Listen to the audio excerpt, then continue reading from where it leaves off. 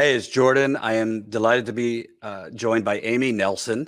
As you know, I've been covering Amazon's exploitation of workers for many years, including the historic union drive that won the first unionized Amazon in America, that Amazon has still not come to the table to negotiate.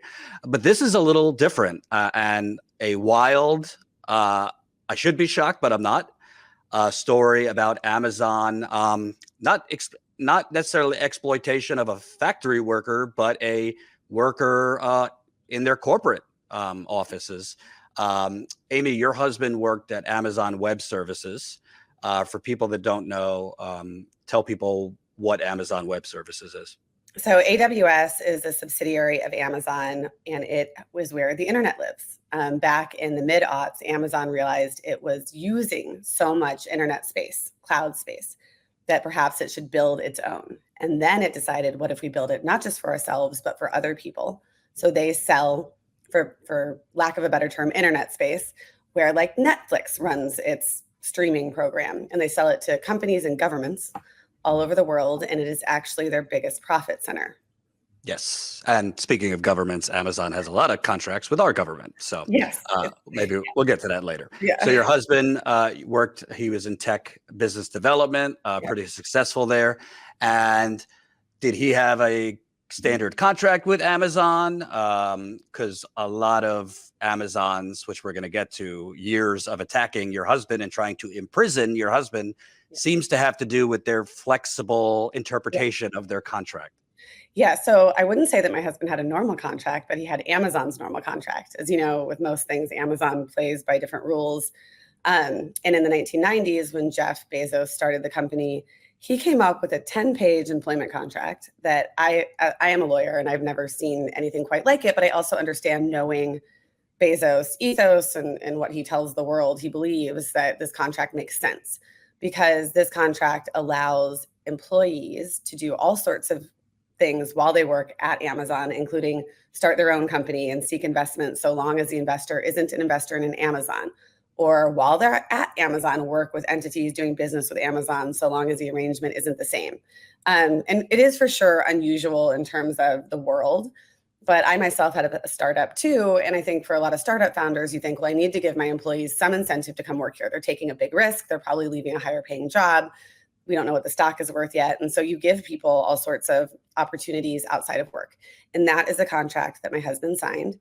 And frankly, he wouldn't have gone to work at Amazon if he hadn't had that kind of contract, because he was in real estate development and at the time at Amazon, the salary in the aughts in the corporate world, which is high, but it wasn't extraordinarily high for what my husband did. It was capped at $135,000. And the stock when he started was worth, I think, like $100 a share, which, it really went up into the right, but it was a big risk for him. And so it allowed him to do all sorts of outside business while he worked at Amazon.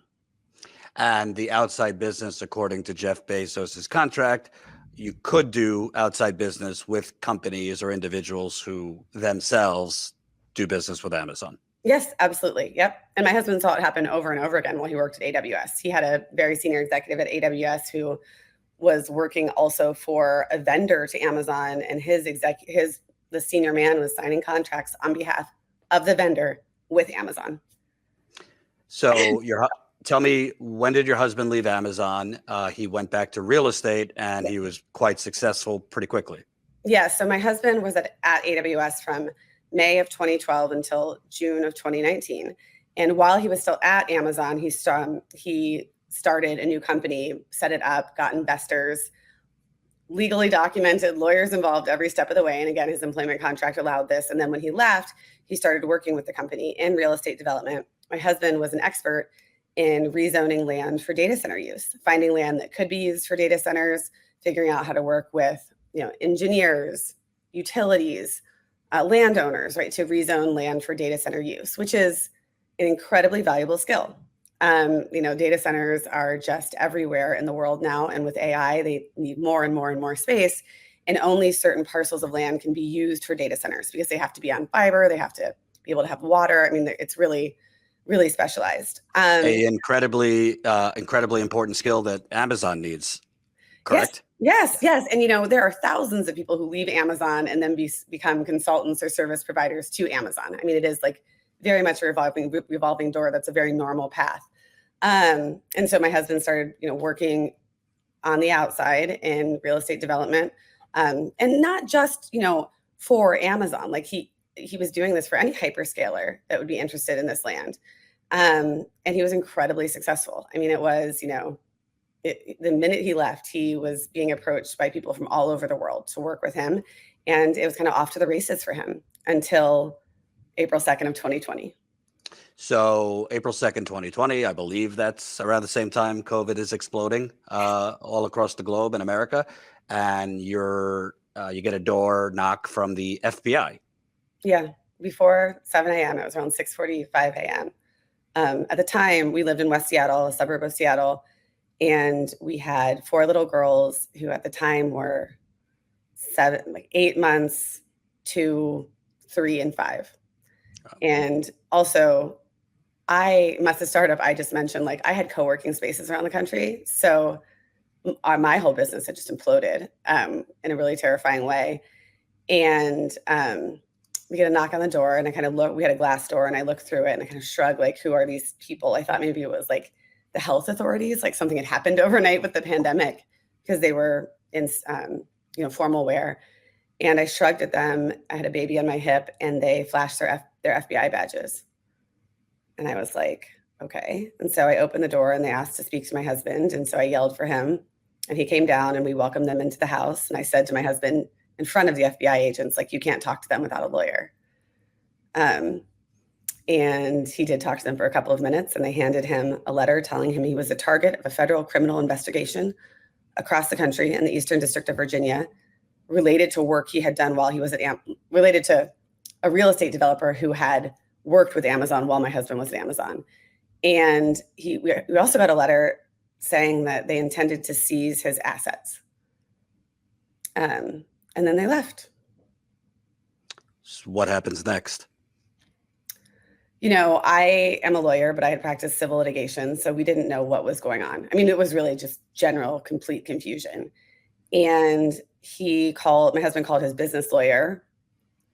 And then, I got on the phone and called some people I used to work with in New York. And I was like, I guess we need a criminal lawyer. Like, I don't know what's going on here. And we started talking to people, and, we realized very quickly, my husband, by getting a target letter, every lawyer we talked to was like, he's about to be indicted for a federal crime. And we're like, but like, for what? We just didn't understand anything. My husband's like, I haven't, like, I've just been working. And we hired a lawyer, and we had that lawyer call Amazon. At the time, we didn't think Amazon was even involved. And we're like, we should talk to Amazon and tell them what's going on and figure this out. And when my husband's lawyers called Amazon's lawyers, they said, we will only speak to Carl Nelson if he's planning to plead guilty. And it was at that point we realized, I think something so much bigger is going on. We don't know what it is. And did they tell you plead guilty to what? See, at the time, no. This is the amazing part of all of this that you learn about the criminal legal system, is that 98.2% of Americans who are accused of federal crimes are kind of vaguely accused of things, and then they negotiate pleas. And when you negotiate a plea deal, you negotiate the crime you're pleading guilty to. You negotiate the amount of the crime you're pleading guilty to. You negotiate the statement of facts. Like, it's all up for grabs. And most people do plead guilty because what we learned very quickly is when you don't plead guilty, if you are being accused, regardless of whether you did something or not, the government will generally use a set of very terrifying and harsh tools to try to get you to plead guilty, because they don't want to go to trial. Right. And it costs millions of dollars to survive a federal criminal trial, millions. And so we learned about the system very quickly. Ultimately, what we learned is that Amazon accused my husband of steering deals to certain developers in exchange for kickbacks. And that is a crime where you are required to show that you violated your honest services to a company by taking kickbacks. They accused him of doing that while he was working at Amazon? And after, somehow, which I'll never quite understand, because they said the work he did after as a real estate developer was taking kickbacks. So he was steering deals inside Amazon when he didn't work there, which to me is like, my husband's great and all, but like not that powerful. And so, so during and after. And obviously, I mean, you've been fighting for years, so this was not true. No, and my husband, I'll say my husband ultimately was never charged with any crime. But yeah, no, I mean, the company that he set up while he worked at Amazon, one of the investors in that company had done business with a real estate developer who built data centers that Amazon leased. And my husband did not know of this man when he made his deal with, the real estate developer to do work with them. So I don't know how he could have steered a deal when he didn't know this person existed. And the investment is all legally documented, like, lawyers everywhere. But I think part of the issue is that Amazon never asked anybody what happened. They just made accusations. And we learned along the way that Amazon never gave the DOJ my husband's employment contract, which allowed him to start a company, which allowed him to seek investment, which would have allowed him, frankly, to do business directly with the real estate developer, which he didn't, but it would have allowed that. And we know, despite the fact that Amazon didn't give this agreement to the government, Amazon represented to the government that my husband was not authorized to receive referral fees, to do any business, or receive any type of financial compensation with anybody doing any business with Amazon, which is a direct opposite of his contract. Let me backtrack. So I want to start with, they come to your door, they accuse him of X, Y, and Z, but you don't really know what. And soon after, was there threats to freeze your bank accounts? Well, so they didn't freeze our bank accounts. They literally took the money. So there's this in America, and I didn't know this, and this shows my privilege because this impacts a lot of people in this country. In America, state, local, and federal governments can take your assets if they suspect that they're connected to a crime. They don't freeze them. They literally take them. And then you have to hire lawyers to fight to get them back and to prove your assets are innocent. And often it is the case that you can't. How do they take your assets if you haven't been convicted? Isn't it innocent till proven guilty? No, this is how they get around it. It's a legal fiction that is such a bastardization of our constitutional rights. It's about your assets, and your assets do not have due process. So they are fighting against your bank account. They're fighting your car, right? And your car doesn't have due process. So they will say they take your car. Say they find a dime bag of weed in your car. And they're like, we think you deal drugs out of this car. We're taking it. They take your car and they put it in their lot. First of all, if you don't fight to get your car back, they get to sell your car and keep the money.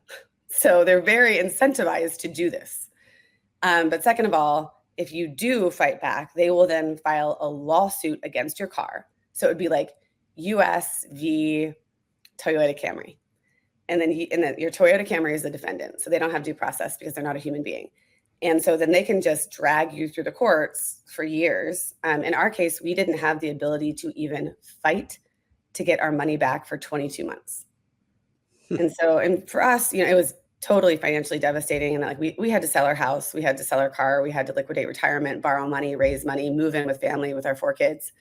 I was going to ask, I have 1 kid and I'm a little overwhelmed at the moment. 4 kids, all under the age of 5. Yeah. And this got to be mentally excruciating. Yeah, it's been really hard. We're really lucky that we have family that could help us by taking us in. They couldn't financially support us, but they could take us in. Yeah, it's hard. It's still hard to talk about. I mean, it's like it was a Tuesday in May and I was in a Zoom meeting and I got a notice that my bank account was empty. And you're like, how am I going to feed my kids? And the thing of it is after they took our money, the prosecutors told my husband's lawyers, if Carl pleads guilty, we'll give him some of the money back to feed his kids. And the only thing I could ever think of that is like, they are literally willing to let my 4 American babies, and I only say American because American kids aren't more important than other kids, but this is their government. Yeah. They're willing to let my babies starve over this. And they haven't even charged my husband with a crime, and they never did, right? It was just this pure, it felt like terrorism. Like yeah. And so. And you mentioned the Department of Justice, so I want to get to that because the FBI involvement could be for low-level stuff like gang stuff, all the way up to, massive RICO racketeering. How does the Department of let me say, how and why did the Department of Justice get involved with this? We do know the federal government has contracts with Amazon, but why did this, even if he was guilty, which he wasn't, why does a relatively low level thing like this go all the way up to the Department of Justice? I think we want the answer to be that there's something we don't know or there's some big thing, but this is the answer, is that, Amazon has a lot of influence and power, and they hired a former federal prosecutor from the Eastern District of Virginia to call his former colleagues who were still at the Eastern District of Virginia. And one of the wildest things about our family situation is that Amazon ended up suing my husband in federal court after they had our money taken, which Amazon asked the DOJ to take our money and send over my husband's employee bank account information in an email without a subpoena, which I think is illegal. But after Amazon knew we had no money, then they sued my husband as a further, let's just kick you in the teeth a little bit more. But we were able to fight that lawsuit and get to discovery, meaning the exchange of facts. And in discovery, we got all of the communications between Amazon and DOJ. So we could see exactly how this all happened. Quite literally, Amazon hired a former prosecutor to call his former colleagues, his friends. They set up a meeting. Before the first meeting, where Amazon literally went in to pitch a crime in a 60-page PDF presentation, the prosecutors in the Eastern District of Virginia hand-selected, and those are their words, not mine, their two very best prosecutors for Amazon's important matter. This was before they met. So those two prosecutors were in the meeting for them. Was it phrased Amazon's important matter? Yes, it was. Yeah. Mm-hmm. Yeah. And also we know that Virginia, correct me if I'm wrong, got awarded with this Amazon second headquarters years ago. So Amazon's HQ2 is in Crystal City, Virginia, which, have you ever been to Crystal City? No. It's not a city. It's not a big city, right? No, I'm not trying to be mean to people in Crystal City, but they're looking at New York, they're looking at all these places. They have this big nationwide contest with no rules, by the way. Amazon never said they were going to actually pay attention to the submissions in the contest. They chose Crystal City because it's right by Washington, D.C., because they can soft lobby everybody all day long. The spouses of Amazon's workers work in the federal agencies. They can talk about it at the neighborhood picnic, at the Little League game, because Amazon has billions of dollars of government contracts. It is their bread and butter. And so I think that's part of it too. I would see things online, the prosecutor who was in charge of the investigation would be liking things on LinkedIn about Amazon bringing jobs to their district, or it's really just all sorts of uncomfortably close things that happen. But that's why it happened. I'll tell you, that's how it happened. The why did Amazon take it to the DOJ? So Amazon has actually referred, I think, over 80 Americans for federal criminal prosecution in the past 5 years. They've referred landlords, third-party sellers, consultants. I think they're trying to make examples of people so that nobody messes with them, so that they know that we can crush you. But here, in this particular instance, Amazon had broken a contract with the real estate developer that they were targeting. And the terms of that contract said they could only get the real estate developer out of the contract if he pled guilty or was convicted of a felony. They broke the contract on February 19th, 2020. Their first meeting was on February 20th, 2020. So, they needed a felony. It sounds to me also that, I can't be certain, but it sounds to be part of their motive to refer all these, you said about 80, is if certain people are uncomfortable competition for them. I think it's absolutely right. I really wish the FTC would focus on this, because they're using lawfare to crush competition. If you think about, they're picking winners and losers, right? And they had there's a man named Ed Rosenberg who runs an Amazon sellers group, helping Amazon sellers who are having issues with corporate, get accounts reinstated, all this stuff. They accused him of $100 million fraud. He ended up, after many years of fighting, pleading guilty to a $100,000 issue, and paid a fine and didn't go to prison, but he's a felon for the rest of his life. Right. And I think they wanted, they don't want that. They don't want Amazon sellers to unite, just like Amazon. It's the same as sort of as a union, right? They don't want that. So, but in the case of your husband, and tell me if I get anything wrong, it sounds like he's got a very unique and valuable skill. Mm-hmm. The contract stated that he could do side things while at Amazon. His side thing was identifying land that could be used for data centers. Amazon needs data centers for their for various things. And presumably he was competition for them if he was going to make deals with other companies for data centers. I mean, yeah. So yes, it's an interesting way of looking. Like, and to be clear, he didn't actually start doing the side thing until he left Amazon. So it was right. But so, I get nervous around the word competition because he had a non-compete, and Amazon doesn't sell real estate or develop real estate for sale. So like what he did wasn't competitive, but you are right in that he could help other hyperscalers, source, locate, and build land. And so indirectly. No, you're exactly. They didn't want him to be able to do that. So let's bankrupt his family and imprison him.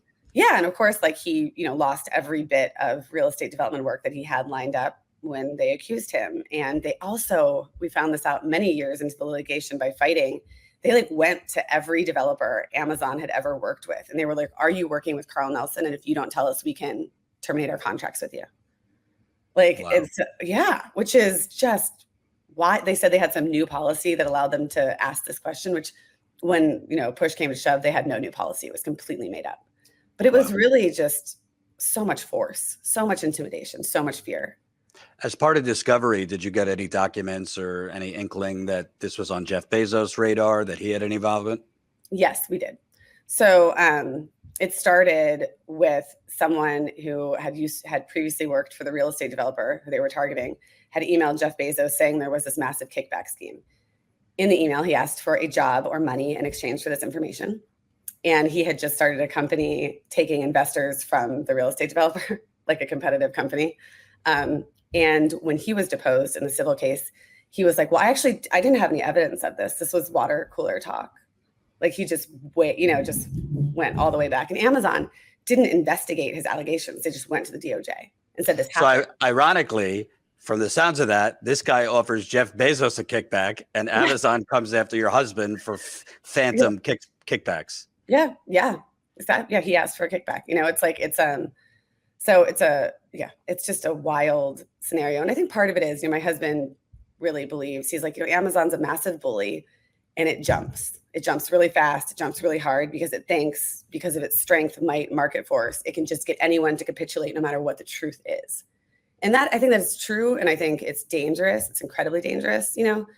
I was chatting with you before we started recording about the media in this case, because at the end of the day, if you jump to the end of this, there were 4 men who did plead guilty to this alleged crime, who didn't work at Amazon, but said they helped my husband criminally violate his employment terms. Now, at the time the DOJ helped these men plead guilty, the DOJ didn't have my husband's employment contract, so didn't know what his employment terms were. So they actually ended up vacating these pleas, which is unheard of. The DOJ is like, if you're saying you'll go to prison, we're going to help you get there, get you in your cell. And there was a New York Times article in 2020, not related to our case, but another case where Michael Flynn, his plea was vacated. And I don't want to bring up Michael Flynn, but I bring it up for one point. At the time that Michael Flynn's plea was vacated, the New York Times talked to 8 former federal prosecutors. And they said, can you think of any other time where the DOJ vacated a plea? And none of them could think of a single time. And here there were 4, right? And so you would think it would be a media story, an investigation, but no one will touch it. And I think part of it is because Amazon spends more money on advertisements than any entity in the entire world. And the media is a for-profit institution. They have so much power. Jeff Bezos owns the Washington Post, among other things. I want to ask, because I'm not a lawyer, you are, but common sense, one of the first things the DOJ would have asked is, let's see the employment contract. Did that not happen? Didn't happen. So the whole case is he's violating his employment terms, and they don't ask to see his contract. Correct. And that is, there's so much there. If we hadn't had the opportunity to do civil discovery, we wouldn't have been able to prove that, right? And in proving that, it's pretty shocking because it shows that there was no investigation done by the DOJ to confirm what Amazon said. And I don't think there was a search for justice or the truth. I think there was a search for helping Amazon get done what they wanted to get done. And I think that's really, really important because that's not how justice is meant to work in this country. And I think, if anything, I hope the DOJ recognizes that they can be manipulated by large and powerful players like Amazon. Maybe they already do, but that's just the price of business. But it's just, I mean, and you're right. Like, I think about it and I'm like, how did this happen? And I think, well, most of the FBI agents that worked on this investigation and most of the federal prosecutors that worked on this investigation are going to leave the government and they're going to go get private sector jobs. Right. Who's going to help them more in the private sector, me or Jeff Bezos and Amazon? Amazon, of course, right? Amazon hires dozens of former FBI agents, CIA agents, and federal prosecutors. They count in the hundreds at Amazon. So, and if you go work at a private law firm, Amazon's a great source of business. They have endless business. And that is the danger of the revolving door, right? Like that is the big I don't know if you watched Dope Sick on Hulu when it came out a couple of years ago, but I remember this moment where I learned that the employee of the FDA who was in charge with giving the Sacklers a very strange pain designation on the opioids, he then went and worked for Purdue Pharma for the Sacklers. And I was like, of course he did. Like, this is what happens, right? And that is wrong, right? That's just, it's wrong. And could you just tell the audience, how long has this gone on? Because FBI comes 2020. Yeah. Your husband was never charged. And how much money have you had to spend on lawyers and God knows what else to defend your family? So it started for us on April 2nd, 2020, and the DOJ investigation ended for us in January of 2024. So it was almost 4 years, which is mind-blowing, right? Like my daughter was a nursing baby when this started, and she starts kindergarten this week.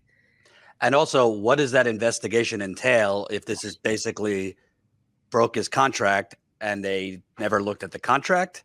What exact threats? I mean, just like massive amounts of pressure to plead guilty, like that. And it's kind of like, you're like, but, right? Like, I mean, there were, and we had to, even in the civil case, ultimately, the reason the DOJ finally walked away, I believe, is because, Amazon sued my husband in civil court. And in April of 2023, right? Yeah. Yes. The federal judge in that case said Amazon's claims couldn't survive to trial, that my husband had not, in fact, broken his employment contract, even if my husband did not take kickbacks. But the judge said, even if he had, Amazon's contract allowed it, because a kickback is not per se illegal, right? It sounds like a very bad word, but it's not an illegal thing unless it's in like medicine, in some fields it's regulated. And even then, after that, we had to convince the DOJ, like, okay, so he didn't break his employment contract. And they're like, well, okay. And they're like, we're still moving ahead. And you're like, you just sit there and you're like, you're going to go tell a jury of Americans that they should put these men in prison for activity Amazon allowed by its contract for somehow like depriving Amazon of their honest services. Like, I don't, We could only speculate, I'll say allegedly, but the only thing that makes sense is Amazon was pressuring the DOJ to keep going. Well, we know they were, because very craftily, between when we filed our motion for summary judgment to end the case and it was decided, Amazon went to the DOJ for yet another pitch meeting, a 2-day pitch the crime meeting. And that's when DOJ decided to actually enter the guilty pleas they had from the other men. And in fact, when DOJ vacated the pleas, Amazon threw what I can only call a public tantrum and like tried to file public documents in the guilty plea cases that were being vacated, being like, you can't do this. And it's like, I mean, you have to ask yourself, like, why are they so bananas about this? And it's because, I mentioned the contract they broke. Without a felony, they'll owe the real estate developer hundreds of millions of dollars, if not over $1 billion, because these are massive 20-year contracts. And so it's a serious thing. And how much money would you say your family has spent to defend yourself? So we have spent over $3.5 million over the past 4 years. And that came from, we raised money. We sold our house, like, as I mentioned, liquidated. I am a CEO. I was, at one point during all this, I left my family and moved to a different state to launch a company for a legacy brand to make the amount of money that we needed. So I had to leave my little girls. And but it's just horrifying, right? Like, and the thing I think about every day is like, what if we hadn't been able to cobble together all the money to do this? Like, would my husband be in prison? Like, would he, like he would have surely been charged, right? And so we essentially had to spend that money to prove his innocence. And that is not how this is supposed to work. I mean, we talk about the employment contract. Everyone's like, well, why didn't you just show it to DOJ? And when we realized they didn't have it, because you don't really have an open conversation with DOJ. You're not able to just call them up when you're the target of an investigation and be like, hey, Bob, can you listen to me for a second? And the only thing the DOJ would ever say to us after they finally got the employment contract was, we don't believe it allowed the activity Amazon says happened here. That's it. One sentence. Can I ask you a broad question? I mean, this isn't to get into politics, but all you hear is this nonsense. Oh, no one's above the law. Democrats put that out about Trump. Republicans, when it's convenient for them, put it out there. I mean, this is 4 years, over $3 million. Fortunately, you're a lawyer. Most people, you know, if I was accused of this, I don't have a wife as a lawyer. That's a great thing. But most people would be up Schitt's Creek and probably just, even if they didn't do anything wrong, be forced to admit you're guilty when you didn't do anything and take a plea. It does seem like plenty of people are above the law, particularly corporations. Yeah, plenty of people are above the law in America. I mean, this is, and again, like I kind of like whenever I say these things, I feel like such an asshole because there are communities in America that have always understood this to be true, who have been targeted, who have lived with laws that were designed to put them in prison, like Black and brown folks and the drug laws in America. But there are plenty of people in this country that are above the law. I mean, take, for example, I can show on TikTok and Twitter, and I do often, how Amazon lied in writing to the DOJ. And it wasn't, you know, Amazon can't do anything. Amazon's a company. Only humans can do anything. So I can show humans that lied to the Department of Justice. Do you think prosecutors in the Eastern District of Virginia are charging these men with lying? They aren't, and they won't. You know, even though they wasted enormous sums of taxpayer dollars, enormous resources within the FBI and for federal prosecutors. And it's fine. And the message that gives is that Amazon's lawyers can go ahead and do that again whenever they want to. Or anyone, right. Google, anybody. So yeah, there are lots of people who are above the law in this country. And unfortunately, one thing I really don't like that's happened in the past 4 to 6 years is that we now think of like weaponization of the DOJ. We think it's a right-wing issue. You know, we think about like political weaponization, but I would say more than political weaponization, it's corporate. It's corporate weaponization, right? It's corporations who can use the DOJ to do their bidding, to go after business partners, competitors, like, you know, anybody they want. There are so many companies in this country that have been crushed by DOJ investigations that were startups that could have, you know, brought so much innovation into the world and never got to. And so I just think it's really unfortunate. Can I ask you, it's gone up until this year. What exactly was the resolution? Was the DOJ like, hey, just kidding, you know, be well? Or is there a resolution? So nobody's ever asked me this, but I'd love to tell you because, so it was in January, you know, and I at the time did not know that like the DOJ never vacated pleas. In my like magical thinking world, I was like, of course they're going to vacate these pleas. It's the right thing to do. This is going to happen. And one day in January, I got a phone call from our lawyers that it had appeared on the docket in the plea cases that they were being vacated. And so the next day there were conversations with federal prosecutors. Like they hadn't told my husband or any of the other people, you know, there were conversations with federal prosecutors that the investigation was over. We were told there were many, many meetings about it within the DOJ, but that it was the right thing to do to vacate the pleas. So they did. And I think the federal prosecutors kind of felt like heroes. And I'm like, you're not a hero for vacating something that should have never happened because like we lost everything, right? Like the process was the punishment here. You should do something to try to make it right. But the investigation was over. And then we said, well, can we get declination letters, which are like official letters that you could like present to the public or put on the internet that the investigation is over, because there's a lot on the internet that the investigation happened. And the prosecutor said, we don't do that here in the Eastern District of Virginia, but we're telling you. So, you know. So that was that. That was that. Oh, yeah. So has your husband been able to get back to real estate, get back to work? Yeah, so now he's working again. There were a lot of years where he wasn't really because of the specter of the investigation. And, you know, there are a lot of people who will never speak to him again and won't touch him with a 10-foot pole because they're afraid of Amazon. And he lost millions of dollars of work he had contracted for with his company. And so my husband has sued Amazon in state court in Washington. He's already won part of it, but more to come, right? Like you just have to find a way to. Our goal is to make sure Amazon doesn't do this to anybody else ever, and hopefully we can cause or bring about some conversation about civil forfeiture in America, because that is the biggest platform we have to try to change something for people that don't have the resources we do to fight. And so we're just trying to get to justice. But it's also it's exhausting, because we also have to raise 4 kids. We have to, still pay for legal bills because Amazon is appealing the loss in civil court. So we're still dealing with Amazon. They're just monsters. And the other thing is we don't have any money, right? So you're sitting here, it's even if you were to somehow get all of this overturned and go to trial, why would you? We don't have any money. What are you doing? And also, I hope, in my experience covering Amazon union busting, there's not a lot of lawyers that want to go up against Amazon, even if they have a case for a lot of career and political reasons. But sure seems somebody needs to look at Amazon's employment contract. I don't know if it's any different than what it was when your husband worked there. It is. Tell me. It is different now. It went during my husband's tenure at Amazon. They came to him and said, "We'll give you, I think it was $500 or something to sign our new contract." And he said, "No, thank you." They know what they're they know, right?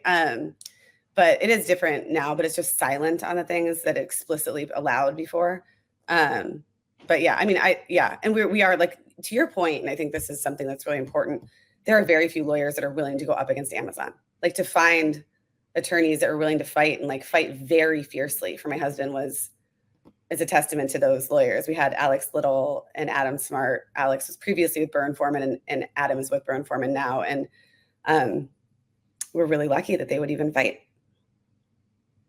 A broader question, because it seems to me, no wonder Amazon fiercely union busts so much. No wonder Amazon pays consultants to go into warehouses to union bust and talk workers out. They don't want to pay workers even a living wage, because they spend so much of their money on their army of lawyers to do this. They have an army, not just of lawyers. PR consultants, marketing consultants. Yeah. So much of their money is spent on, it seems, a narrative control, legal intimidation, and basically legal, I would say, guerrilla warfare. Yeah. And I think, but one thing to note, and I think this is true, I haven't done the research on it. I think Amazon gets to deduct their legal expenses, which incentivizes them to spend a shitload more on lawyers, right? Because they just, they want to deduct everything. So if they can fight something legally, they will, because it's free to them. It helps them.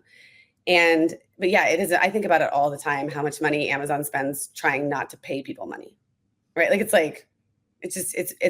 a wild system. And it's really, they have one of their leadership principles is to be frugal. And this is not frugal at all, right? This is just wild, and it doesn't make any sense. And, it's, there is no humanity at that company. And I'll tell you, I know Amazon executives personally. Seattle, where we lived, is a small town. I was the startup founder. Jeff was actually doing diligence to invest in my company when this started. Wow. I don't know if Jeff, knew about it at all. It was his fund, which is a really, really small fund. But I know Amazon's general counsel, David Zapolsky. I know him personally. He knows me. He knows my kids.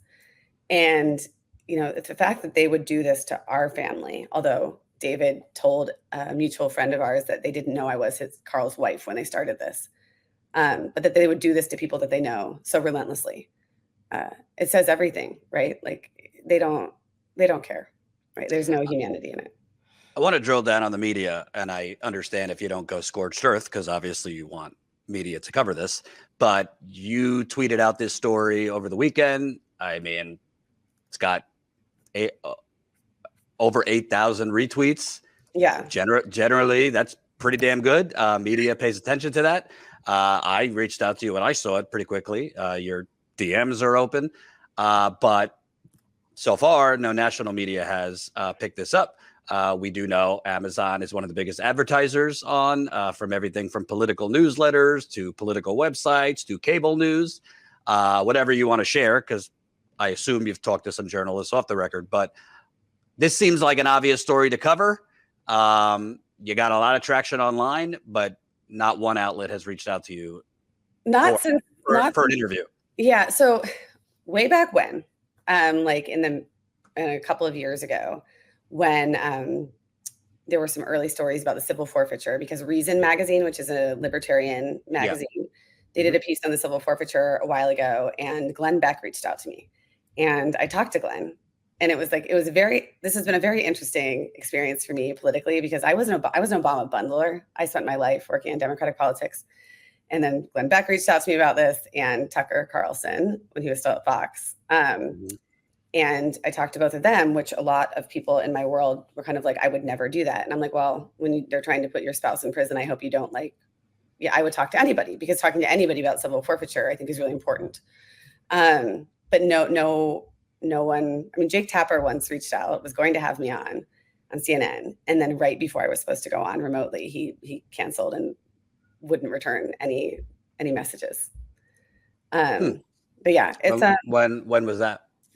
That was in April of 2023, after we won the summary judgment. So they had reached out to you with interest and then reversed it? On Twitter. He did himself? He did. Yeah. Didn't give any reason for the cancellation? Nope. Isn't that interesting? Isn't that interesting? Yeah. I will tell you that the prosecutor who led the investigation, his husband's one of Jake's producers. So. Well, isn't that the circle of life?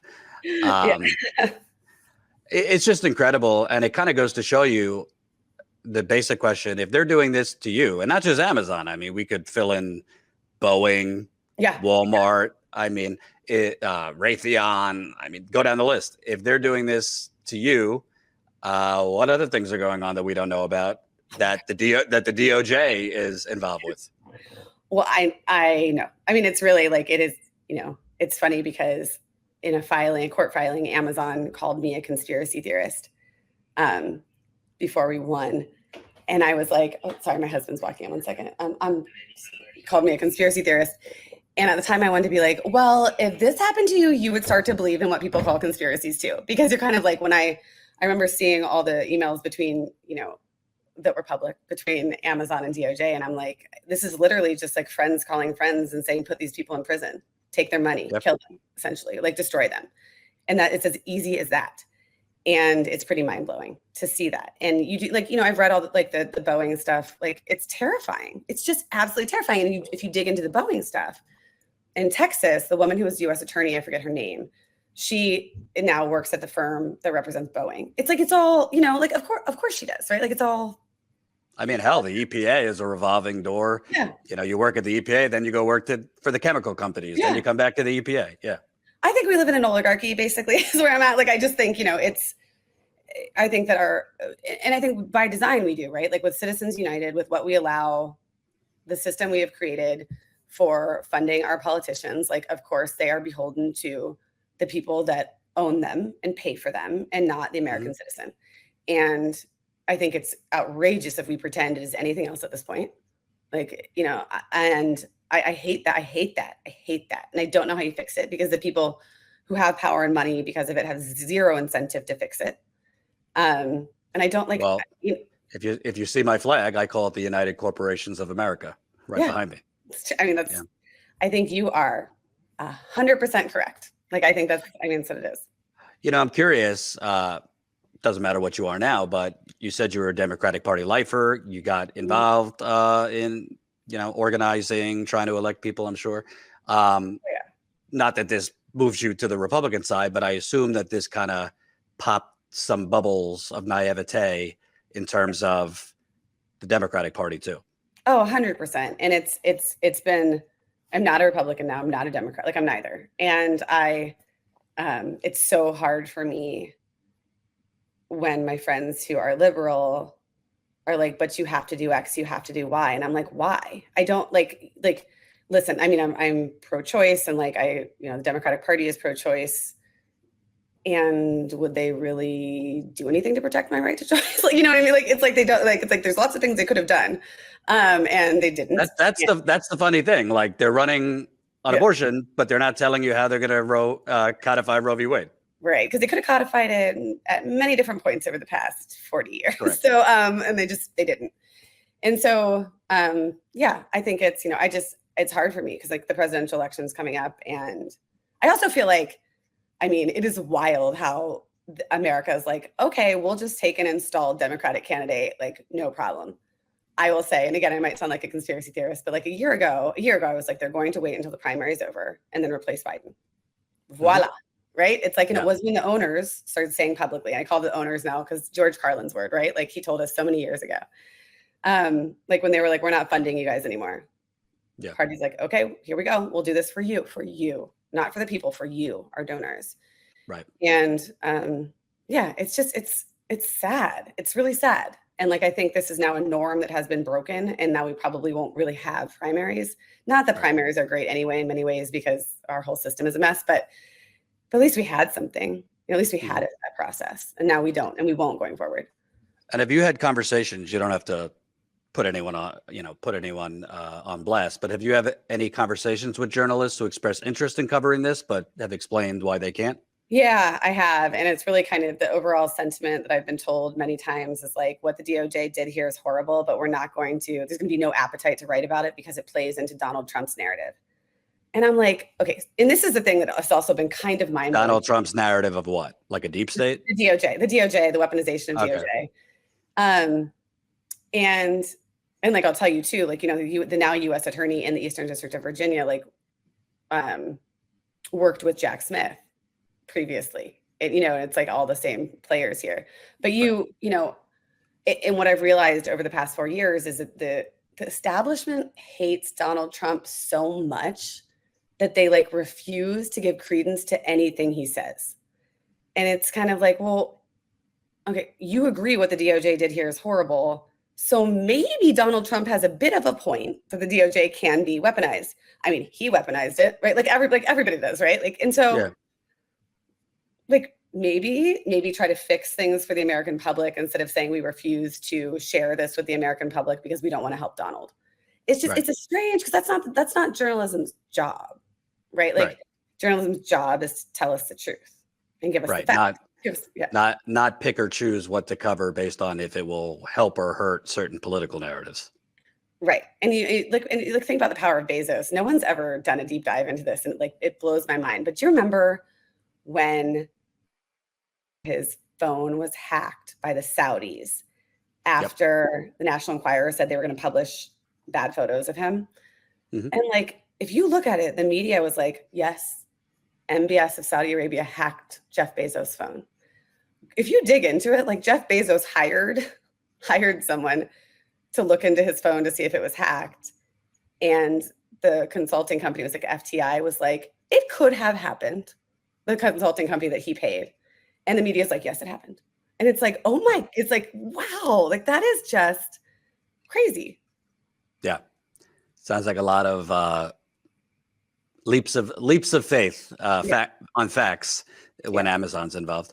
My last question, I mean, the takeaway from this, because obviously you have big wealthy donors going on TV saying Kamala Harris should fire Lena Khan, who's the head of the FTC. She's one of the few government officials trying to do some good things and actually bring some balance and fairness into the equation. But it sure sounds like Amazon is a unhealthy Goliath monopoly that is weaponizing all sorts of things. What do you think the policy fix here is, as best as you could describe, so this doesn't happen to more people? So I will say something that's really hard to swallow with Kamala is that her former head lawyer, Lartice Tippett, left her to go work for Amazon. So like that's gonna, what's gonna happen there. Obama's press secretary went to go work for Amazon. Another one went to Uber. It's all Jay Carney. I think two things that could happen on a policy level that could help somehow with this situation that in many ways is not fixable. But I don't think that former prosecutors should ever be able to lobby the Department of Justice on behalf of paying clients for criminal charges. I think shut that door forever, because that is not, Because listen, like you have to go back. We're humans. Human nature is you are going to believe people you respect and know and worked with.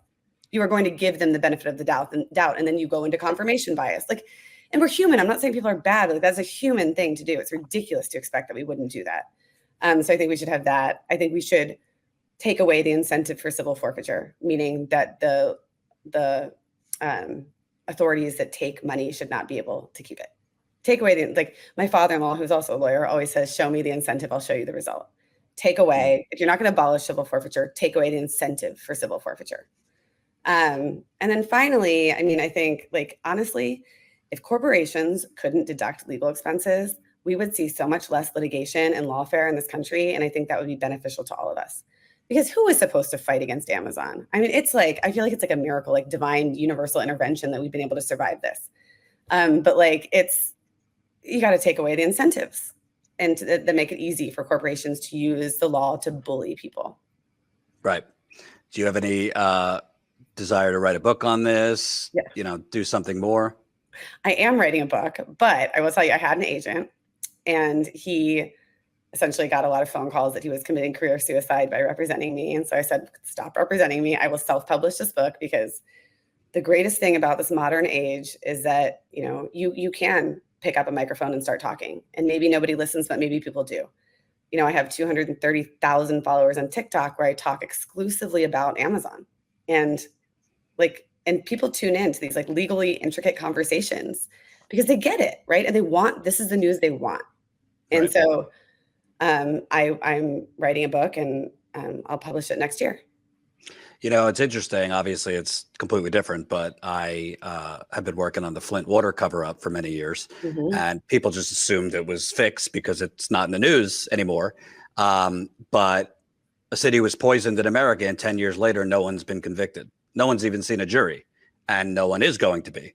So it does seem like there's kind of a straight line, and there's a lot of reasons for that, including politics and nefarious prosecutors. But it does seem, whether it's the private corporate or Wall Street actually was involved in Flint. Many people don't know that. It sure seems like the justice system is very harsh if you don't have a lot of money. But if you're a politician or Jeff Bezos or whomever, it sure can work to your benefit. Yeah, absolutely. Absolutely. And thank you for writing that book about Flint, because the people of Flint deserve justice, and they deserve their story to be told. And we need to make sure that no municipality does this again. And they will if we don't tell the stories. Absolutely. Thank you for taking the time. I hope the media gets their head out of their ass and talks to you. I will not hold my breath, but at least we could get it out there. And let's stay in touch for sure. Yeah, thank you so much. I really appreciated talking with you. Absolutely.